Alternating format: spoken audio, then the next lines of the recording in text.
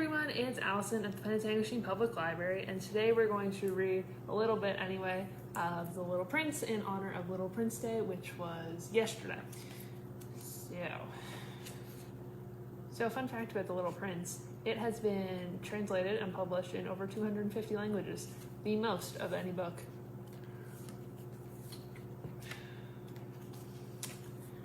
Alright. Once when I was 6, I saw a magnificent picture in a book about the jungle called True Stories. It showed a boa constrictor swallowing a wild beast. Here's a copy of the picture. In the book it said, boa constrictors swallow their prey whole, without chewing. Afterward, they are no longer able to move and they sleep during the 6 months of their digestion. In those days, I thought a lot about jungle adventures, and eventually managed to make my first drawing using a colored pencil. My drawing number 1 looked like this. I showed the grown-ups my masterpiece and I asked them if my drawing scared them. They answered, "Why would we be scared of a hat?" My drawing was not a picture of a hat. It was a picture of a boa constrictor digesting an elephant. When I drew the inside of the boa constrictor so the grown-ups could understand. They always need explanations. My drawing number 2 looks like this. The grown-ups advised me to put away my drawings of boa constrictors outside or inside and apply myself instead to geography, history, arithmetic, and grammar. That is why I abandoned, at the age of 6, a magnificent career as an artist. I had been discouraged by the failure of my drawing number 1 and of my drawing number 2.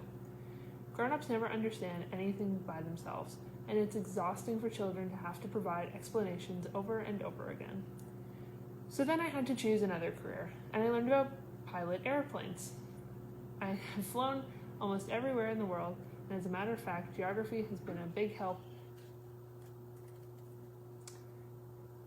Geography has been a big help to me. I could tell China from Arizona at first glance, which was very useful if you get lost during the night. So I have had, in the course of my life, lots of encounters with lots of serious people. I've spent lots of time with grown-ups. I have seen them at close range, which hasn't much improved my opinion of them. Whenever I encountered a grown-up who seemed to me at all enlightened, I would experiment on him with my drawing number 1, which I have always kept. I wanted to see if he understood anything, but he would always answer, "That's a hat." Then I wouldn't talk about boa constrictors or jungles or stars. I would put myself on his level and talk about bridge and golf and politics and neckties, and my grown-up was glad to know such a reasonable person. So I lived all alone, without anyone I could really talk to, until I had to make a crash landing in the Sahara Desert 6 years ago. Something in my plane's engine had broken, and since I was neither a mechanic nor passengers on the plane with me, I was preparing to undertake the difficult repair job by myself. For me, it was a matter of life or death, and I had only enough drinking water for 8 days.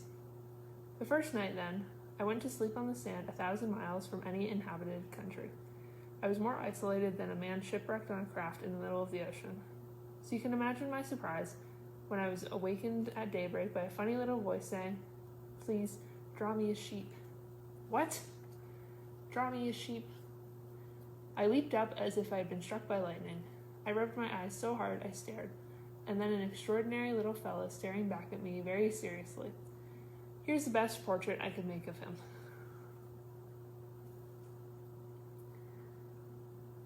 But of course, my drawing is much less attractive than my model. This is not my fault. My career as a painter was discouraged at the age of 6 by the grown-ups, and I had never learned to draw anything except boa constrictors, outside and inside. So I stared wide-eyed at this apparition. Don't forget that I was 1,000 miles from any inhabited territory, yet this little fellow seemed to be neither lost nor dying of exhaustion, hunger, or thirst, nor did he seem scared to death. There was nothing in his appearance that suggested a child lost in the middle of the desert 1,000 miles from any inhabited territory. When I finally managed to speak, I asked him, "But what are you doing here?" And then he repeated, very slowly and very seriously, "Please, draw me a sheep." In the face of an overpowering mystery, you don't dare disobey. Absurd as it seemed, 1,000 miles from all inhabited regions and in danger of death, I took a scrap piece of paper and a pen out of my pocket. But then I remembered I had mostly studied geography, history, arithmetic, and grammar, and I told the little fellow, rather crossly, that I didn't know how to draw. He replied, "That doesn't matter. Draw me a sheep."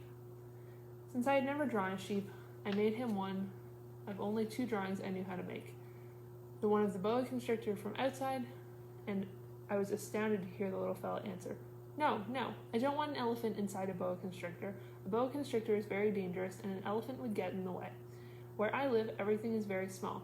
I need a sheep. Draw me a sheep." So then I made a drawing.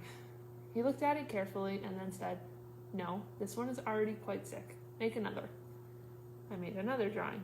My friend gave me a kind, indulgent smile. "You can see for yourself. That's not a sheep. It's a ram. It has horns." So I made my third drawing, but it was rejected like the others. "This one's too old. I want a sheep that will live a long time." So then, impatiently, since I was in a hurry to start work on my engine, I scribbled this drawing and added, "This is just the crate. The sheep you want is inside." But I was amazed to see my young critic's face light up. "That's just the kind I wanted. Do you think this sheep will need a lot of grass?" "Why?" "Because where I live, everything is very small." "There's sure to be enough. I've given you a very small sheep." He bent over the drawing. "Not so small as all that. Look, he's gone to sleep." And that's how I made the acquaintance of the little prince. And that is where I will stop the story.